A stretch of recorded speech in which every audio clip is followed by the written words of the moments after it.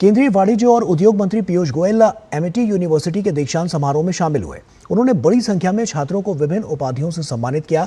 इस मौके पर उन्होंने सरदार वल्लभ भाई पटेल की 150वीं वर्षगांठ का जिक्र किया। उन्होंने कहा कि सरदार पटेल की सोच और उनकी प्रतिबद्धता थी जिसने पूरे देश को एक किया। उन्होंने कहा कि विकसित भारत के निर्माण में युवाओं की महत्वपूर्ण भूमिका है।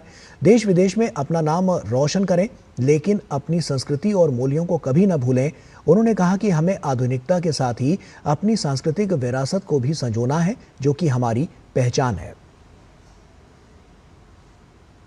सरदार वल्लभ भाई पटेल जिनके 150वीं वर्षगांठ हम इस वर्ष मना रहे हैं, ये उनकी सोच थी, उनकी ताकत थी, उनकी प्रतिबद्धता थी कि उन्होंने पूरे देश को एक किया। कश्मीर उन्होंने नहीं देखा, कश्मीर किसी और के पास छोड़ दिया।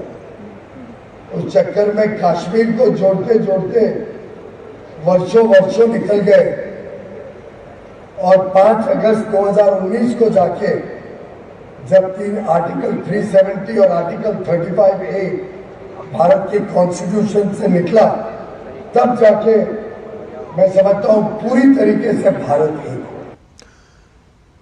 और वहीं कार्यक्रम में देश भर से बड़ी संख्या में आए छात्रों को विभिन्न विषयों में पीएचडी के साथ ही अन्य डिग्रियां भी प्रदान की गई। छात्रों ने कहा कि वे पूरी क्षमता से देश के विकास और विकसित भारत में अपना योगदान देंगे। I am very keen to contribute my real research from pharmaceutical chemistry to developing India।